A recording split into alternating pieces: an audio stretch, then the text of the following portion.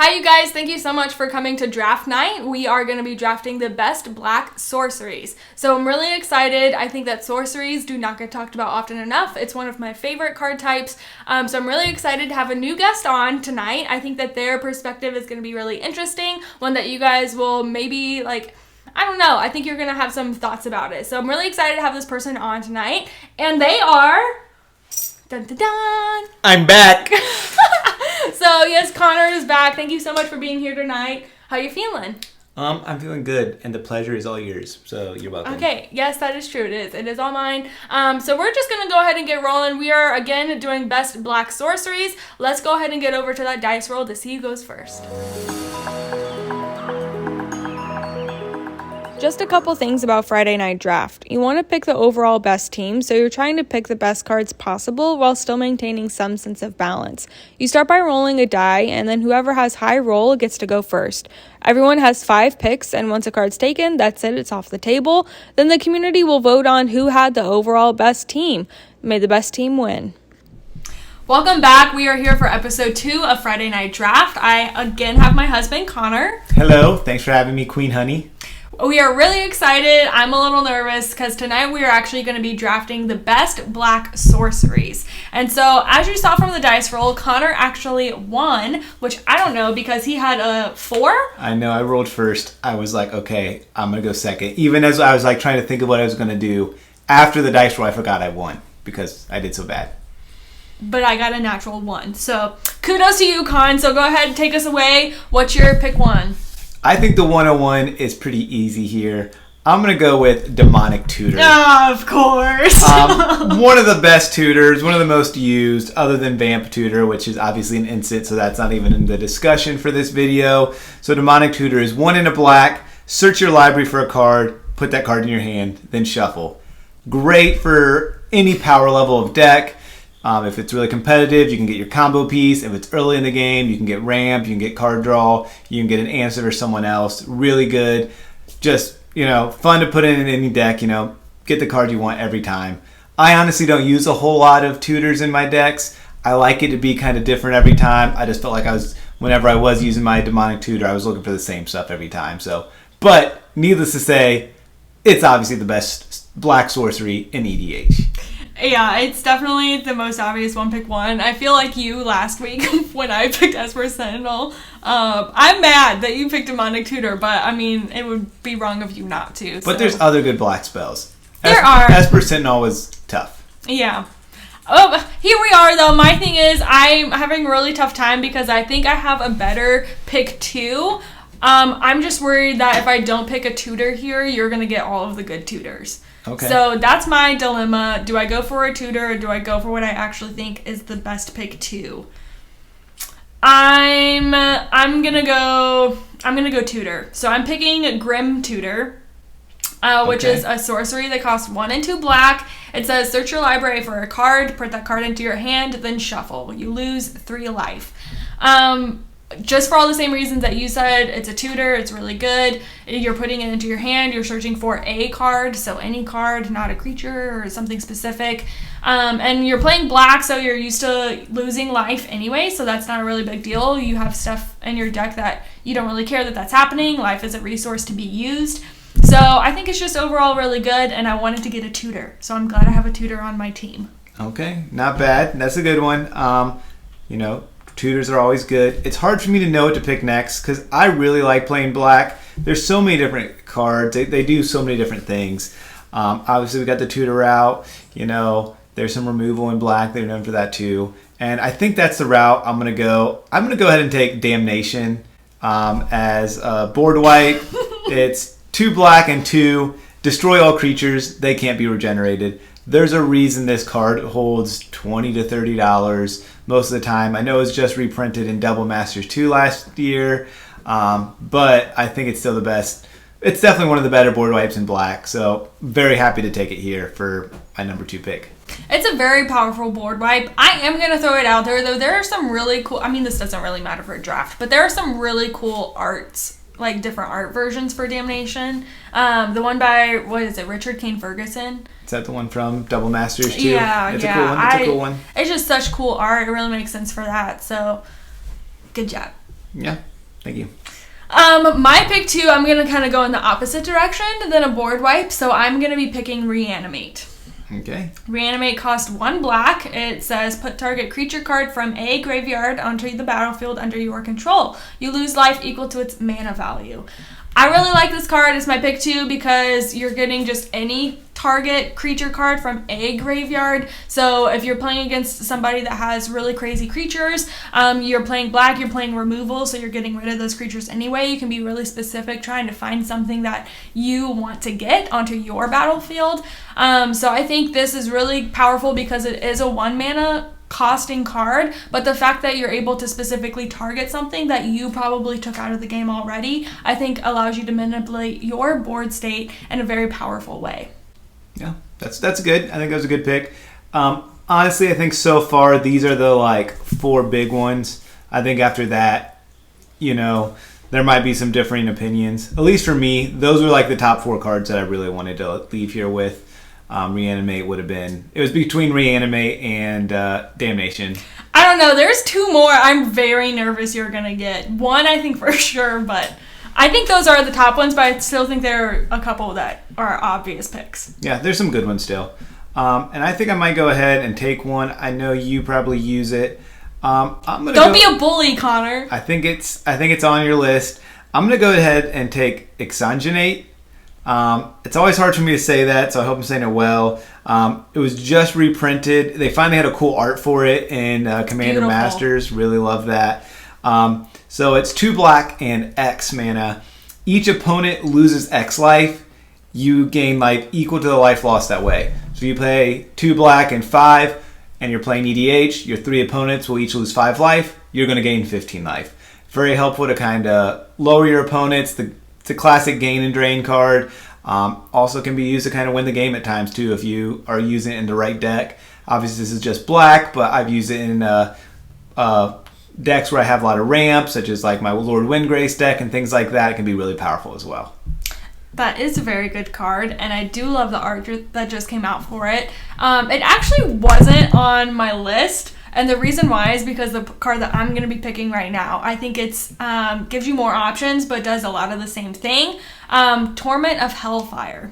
Hailfire. Torment of Hailfire. You're so nervous you picked wrong. You can't even say it. I know. Okay, Torment of Hailfire. It costs X and 2 black.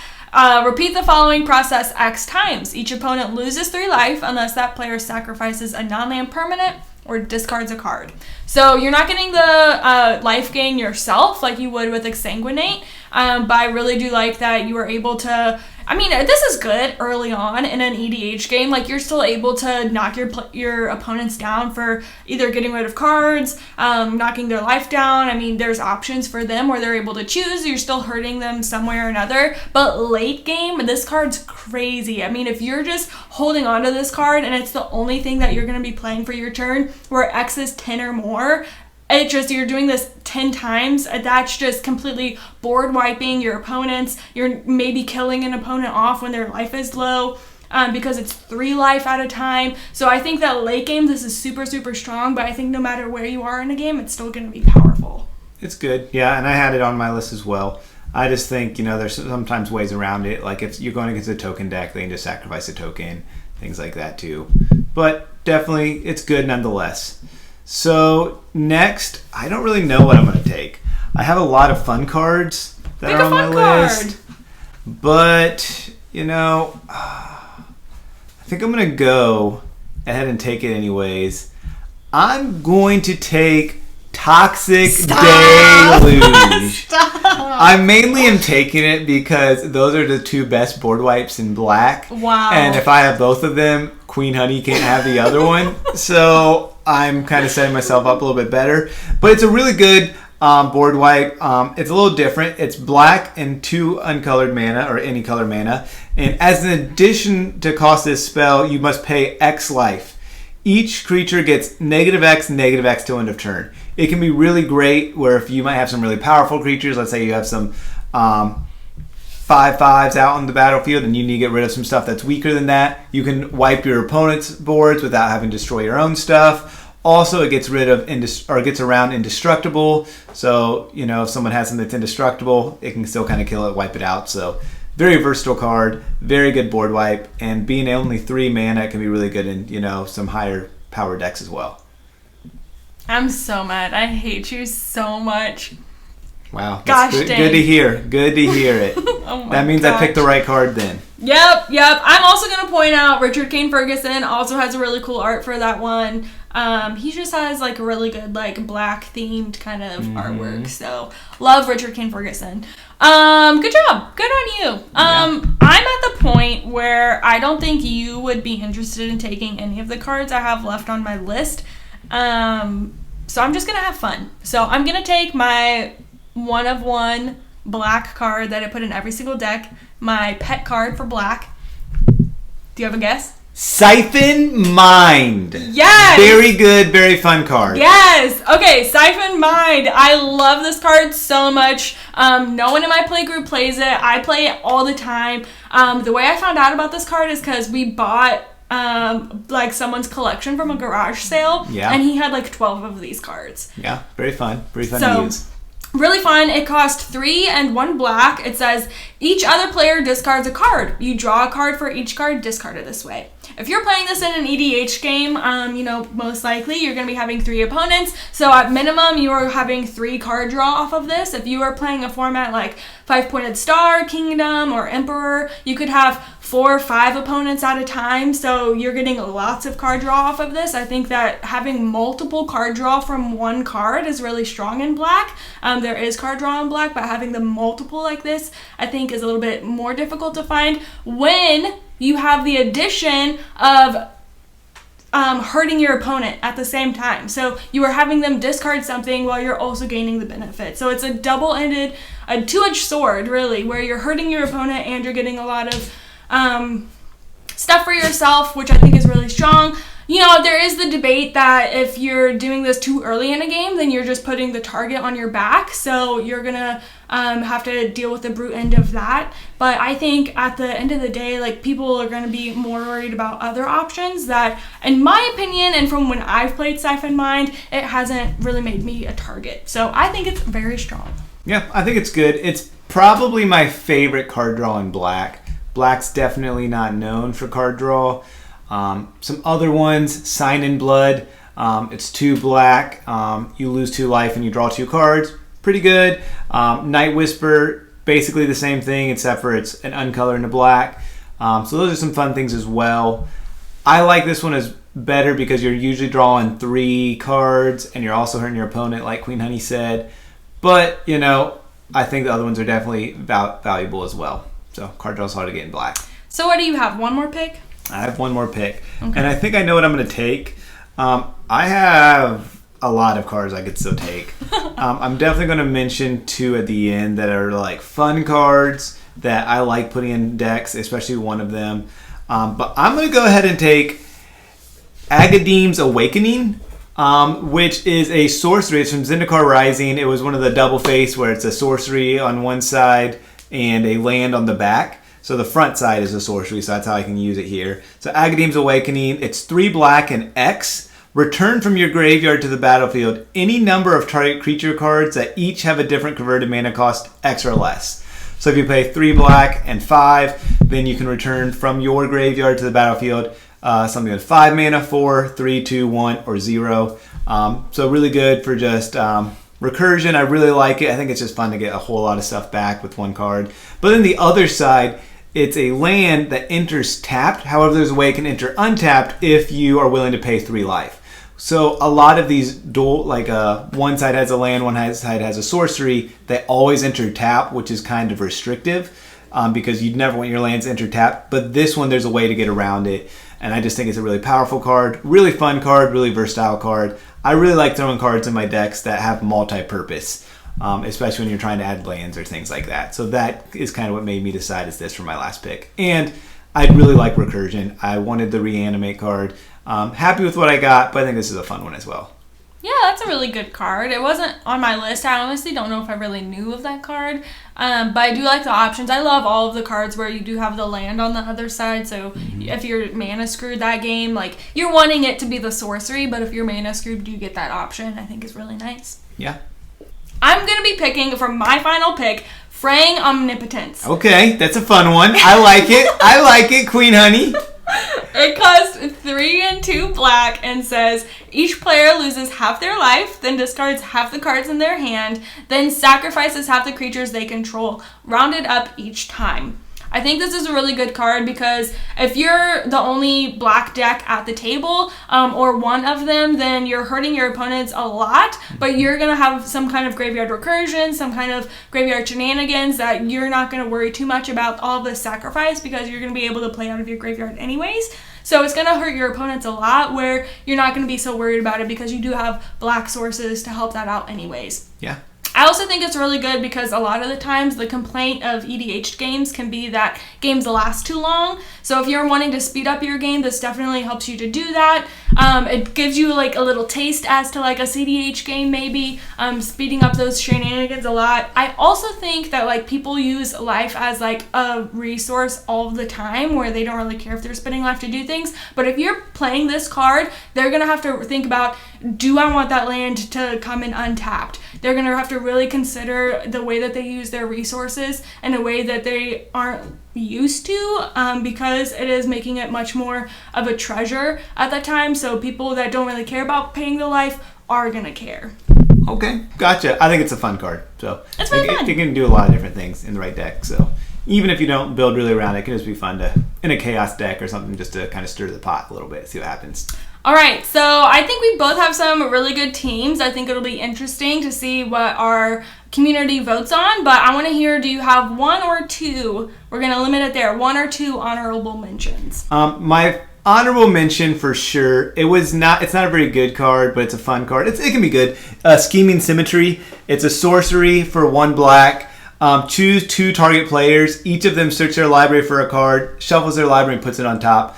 So it's like a vamp tutor that 2 people get to do. So you can do some talking with the other people around, trying to do some politicking, things like that. I just think it's a fun card. I like things like this that just kind of help somebody else out if it's the right one. So that's a good one. And there's a few that, I'm really surprised no one picked Imperial Seal. Very good. I think that's better than Grim Tutor. Rise of the Dark Realms, the one where you bring all creatures from the graveyards onto the battlefield. And another one I really like, another fun card, Praetor's Grasp, where you search target opponent's library and you get to play a card from their library. Fun stuff for sure. It's always fun when you get to mess with your opponents. I mean, they don't like it, but they think it's a good card, so everyone's going to have fun with it. Mm-hmm. Exactly. Any we missed on your side? Okay, I'm just going to go with 3. Okay. You chose 3. Okay. You chose 3. So my first one, I'm always going to love Duress. Target opponent reveals their hand. You choose a non-creature, non-land card from it. That player discards that card. Getting rid of that card is really strong. But I really just love the fact that for 1 mana, you're able to see your opponent's hand. So really love that. I also like Bubbling Muck. It just costs 1 swamp. Yeah. Until end of turn, whenever a player taps a swamp for mana, it produces an additional swamp. Yeah. So just getting more mana, being able to play more spells. There isn't a lot of treasury kinds of things in black, so yeah, I think that's fun. And that's what I put, especially mono black decks. And I do have just one more. So I am gonna say specifically the wolf version of Hymn to Torok. Do you know that card? I do not. I don't think I do. Okay, I don't know that card either. A friend of mine from Gen Con Las Vegas actually mentioned this card to me. It says, it costs 2 swamps and says target player discards 2 cards at random from his or her hand. If target player does not have enough cards, his or her entire hand is discarded. So I think that target player, so if you're needing to get more of your own stuff into the graveyard, you're able to target yourself to do that. If you're having an opponent that's just manipulating their library to get the cards that they want in their hand, but they only have a couple, and you play this on them, you're getting rid of those cards. So I think that this is a much more situational card. Maybe if you're playing in more competitive decks, that this is really good. I'm a casual player, but I really love the art on this card, and I do think it has a lot of power still. Yeah, there's some fun ones out there, that's for sure. Black can be crazy and fun. All right, so we have finished our draft. How are you feeling about it? I definitely won. No doubts whatsoever. I drafted the top 5 best black sorceries. You picked a lot of good ones. You picked the 2 best board wipes, so that's for sure. You got Demonic Tutor there. That's really strong. I still think I picked some good cards. I think I picked more fun cards than you. I think I picked more, rare cards of the black card draw. I think I have more spicy things than you do. Yeah, but we were drafting the best cards, so... They're still the best cards. I don't even know what my last pick was. Because it's not good. It was a double-sided card, yeah. Yeah. Mm-hmm. Super good, super good. So. Overall, do you have any regrets? No. No, I would have taken the exact same ones in that exact same order 100 times out of 100. Well, we're going to take it to you guys, our community, community. Do you? I don't have regrets. Well, you should. I do. Okay, I do have regrets. I wish that I would have gotten the first pick so I could have picked Demonic Tutor. I do wish, I don't know, I was nervous about what you were going to pick, so I think if I did it over again, I would still do the same process. I do wish I got Toxic Deluge. I wish I would have picked that before you did. Yeah. I was not thinking you were going to pick a second board wipe. I know. That's why. You thought I was going to not take another one. Yeah. I also was not going to take Grim Tutor, so you didn't have to take it right away. But I was worried. I would have taken Imperial Seal. So see, you can have a list of cards that you think are really good, but the draft mindset of of me thinking, is he going to take another tutor? You just don't know. So having it as the draft thing really puts a spin on things. Yeah. Fun stuff. Thanks for having me, Queen Hattie. You're welcome. Thanks for being here. Connor, you're probably going to be here one more week, aren't you? Yeah, absolutely. Okay, good. I guess so. Yeah, that sounds good. So we're going to put it out there for you guys to vote on. You have to let us know, do you think that Connor won that draft or did Queen Honey win that draft? Please let us know, and thank you guys so much for coming around. And as always, happy gaming. Bye.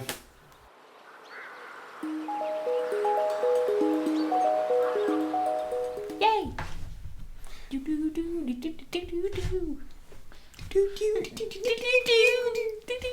Okay.